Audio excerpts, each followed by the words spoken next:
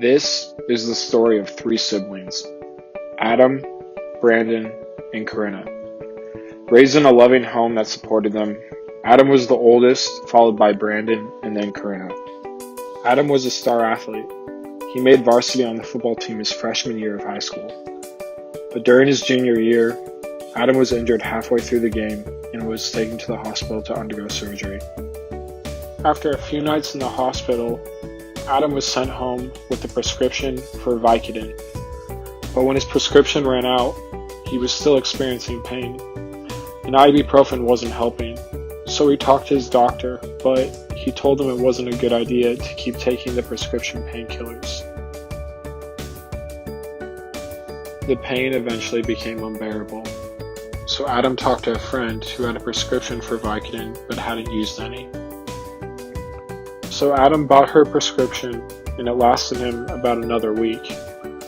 After repeating the same process with other friends, he found himself in contact with people who had access to a much larger supply of painkillers. At first, he bought just the Vicodin, but soon the price became too high, so he started buying powder heroin instead. It binds to the same receptors as dopamine, which is responsible for pain, pleasure, and sleeping. The first time Adam did heroin, he experienced a very positive reaction.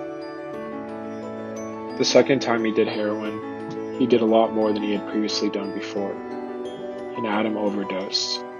His response is known as hypoxia.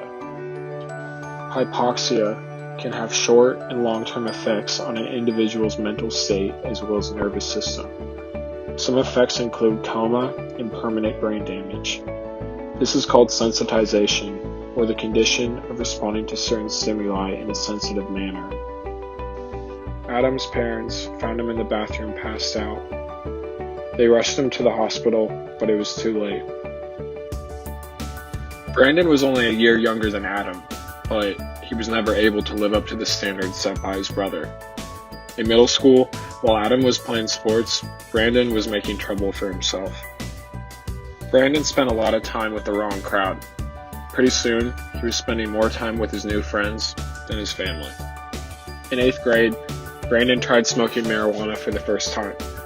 As he got older, he and his friends tried harder and harder drugs. By the time he was 17, he was addicted to heroin.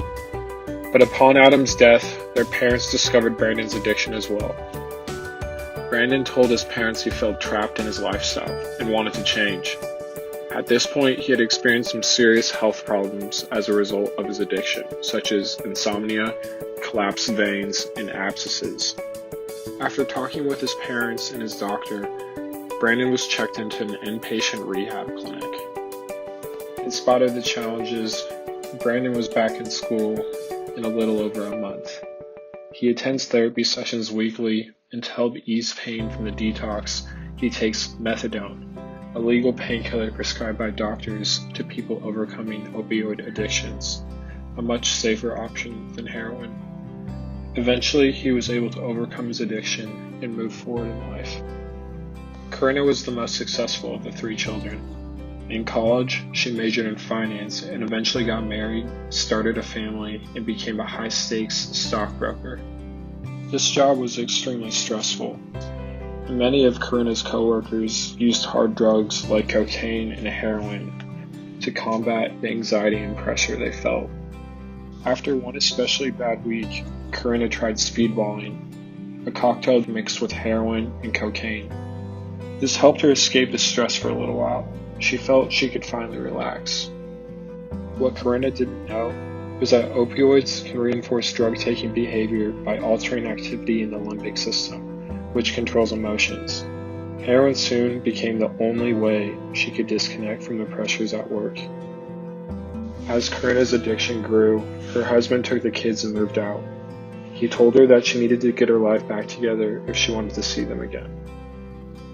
Depressed, Corinna descended further into her addiction, which eventually cost her her job. Finally, as she was about to shoot up alone in her apartment, she felt a deep sadness wash over her. Corinna put the needle down and she went to sleep. The next morning, she woke up and got rid of all her heroin. She sold the apartment and moved back with her parents, who live in another state. In a new environment without access to her drugs, Corinna overcame her addiction much easier than it would have been otherwise. After a few weeks, she called her husband and reconnected with her family. Often we are taught that people become addicts because they are up to no good. But as these three separate stories show, a person's path to drug addiction can be a lot more complex than we realize. It is important to remember that heroin is a Schedule I drug and should not be taken lightly. But even more importantly, we need to remember that a person addicted to drugs is a puzzle. Often we only see one part of them and make judgments.